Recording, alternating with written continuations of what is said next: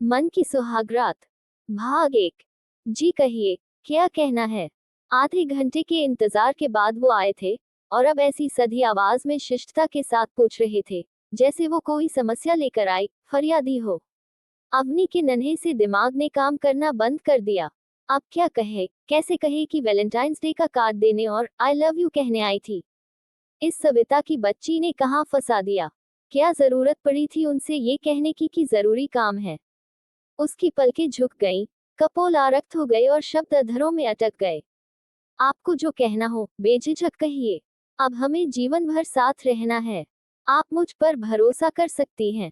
इस प्रोत्साहन के बाद तो जरूरी लगने वाली बात कहना और जरूरी हो गया था। जी, वो मेरी परीक्षाएं शादी के बाद पड़ी तो। ओह ठीक है, मैं आपकी सुविधा का पूरा ध्यान रखूंगा। और कोई समस्या? उफ़, अपनी होने वाली पत्नी से ऐसे बात कर रहा है जैसे पापा अपने विद्यार्थियों से बात करते हैं। अवनी के लिए इस कुछ अदेखी शिष्ट और औपचारिक वार्तालाप के बाद वहां रुकना असह्य हो गया। जी, धन्यवाद, मैं चलती हूँ। नमस्ते कहते हुए वो मुड़ गई और लगभग दौड़ते हुए अपनी सखियों के बीच जाकर ही दम लिया।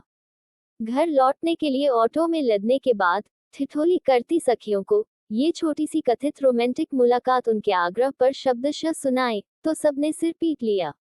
अवनी रात भर इस बेचैनी में सो न सकी कि क्या शादी से पहले एक प्रेमी प्रेमिका की तरह बंधनों और मर्यादाओं में बंधे बेबस प्रेमी युगल की आतुर बातचीत और क्षणिक स्पर्श उसके नसीब में नहीं है, जिसके बारे में सखियां, दीदियां और भाभियां बताती रही हैं कि उसमें वक्त ठहर जाता है और धरती अंतरिक्ष लगने लगती है।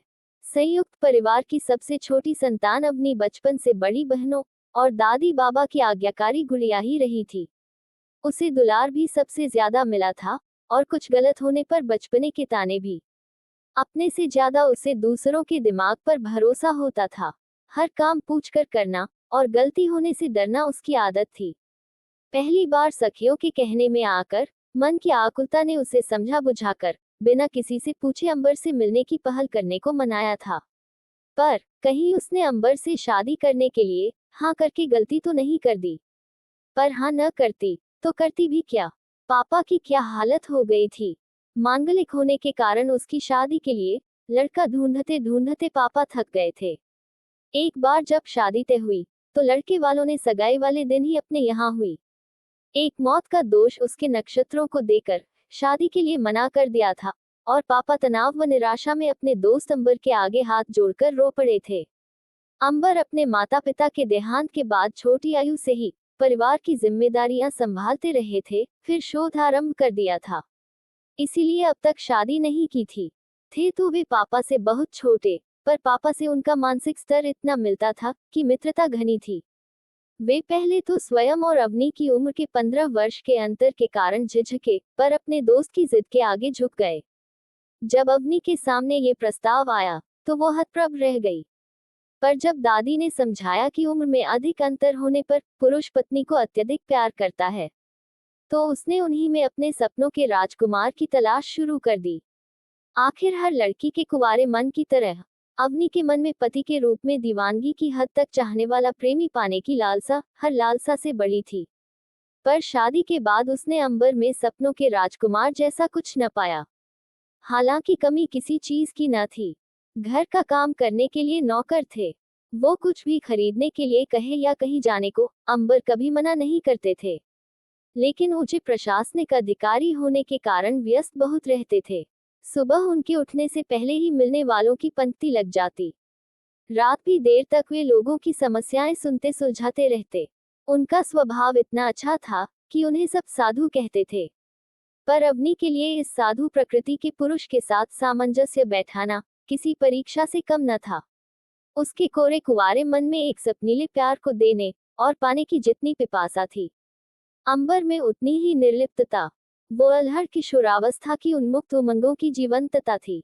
तो अंबर धीर गंभीर, सांचे में ढली शालीनता और कर्तव्यनिष्ठा की प्रतिमूर्ति। वे जब उसके साथ होते भी तो भी मोबाइल सौत बना रहता। जब जब अवनी ने उनसे कहा कि मुझे आपसे कुछ कहना है, तब तब वे मोबाइल रखकर उसी शिष्ट स्वर और हाव भाव के साथ बोलते, कहो क्या चाहती हो। ऐसे में प्यार मोहब्बत के शब्द अवनी के गले में ही अटक कर रह जाते। वो तरह तरह के व्यंजन बनाती, अनुपम श्रृंगार के साथ शयन कक्ष सजाती, हर समय इठलाती बतियाती, अंबर के आगे पीछे घूमती और तरह तरह से प्यार जताते हुए प्रशंसा के दो बोल सुनने को तरसती रहती, मगर अंबर में तो जैसे बस देने का ही भाव था। यहाँ तक कि सामीप्य के उन अंतरिम क्षणों में भी लगता कि वो बस देने ही आए हैं। अवनी बेचैन रहती कि कभी तो अंबर खुद से कोई इच्छा जाहिर करे, कभी तो शरीर सुख देने के नहीं, पाने की पिपासा और आकुलता के साथ उसके समीप आए, उसकी किसी बात पर खुश होकर उसे आलिंगन में यूं कस ले कि लगे वो उनका चाव है, आनंद है, सौभाग्य है। मायके गई और सखियों के साथ समस्या बांटी। उन्होंने कुछ समाधान कानों में फुसफुसाए। उस रात उनके शयन कक्ष में आने की आहट पाते ही वो करवट बदल कर दम साध कर लेट गई, तो वे चुपचाप सो गए।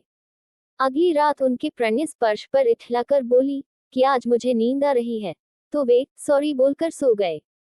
कुछ दिन यही क्रम चला, तो अंबर ने इतने हल्के से दूरी बनाकर सोना शुरू कर दिया कि अवनी का तो दिलो दिमाग असमंजस का घर बन गया। ऐसा पति तो किसी सखी ने नहीं बताया था। कोई मनाता था तो कोई अधिकार जताता था और इसी बहाने आई लव यू कहने सुनने का अवसर मिल जाता था। लेकिन उसके छोटे से दिमाग के सामान्य ज्ञान के अनुसार ऐसा पुरुष तो हो ही नहीं सकता था जो शादी के मात्र कुछ महीनों बाद बगल में अस्त व्यस्त वस्त्रों में लेटी इतनी खूबसूरत पत्नी से यूं दूरी बनाकर सो सकता हो, वो भी इतने दिनों तक। कहीं अंबर उससे नाराज तो नहीं। ये जानने के लिए एक दिन स्वयं ही नारी सुलभ लज्जा त्यागी, तो पाया कि वे नाराज नहीं थे। बस उसे उसकी इच्छा के विरुद्ध तंग नहीं करना चाहते थे। उसके बाद से यही नियम सा बन गया। वे तभी उसके करीब आते जब वो पहल करती। उनसे प्यार का इजहार करवाने का ये दांव भी उल्टा पड़ चुका था। तभी एमए का परीक्षा फल आ गया और अंबर ने बिल्कुल पापा के अंदाज में पूछा, अब आगे क्या करना है? हे भगवान, स्नातकोत्तर के बाद अब क्या पढ़ाना चाहते हैं ये? क्या ये पढ़ाई अब भी पीछा न छोड़ेगी? मन ही मन सोचकर कुड़ गई अवनी। जब 2 दिन में तीसरी बार अंबर ने वही प्रश्न दोहराया, तो फिर कुछ बोलना जरूरी हो गया। जी, मैं कोई तकनीकी शिक्षा लेना चाहूंगी। मुझे घर सजाने का बहुत शौक है।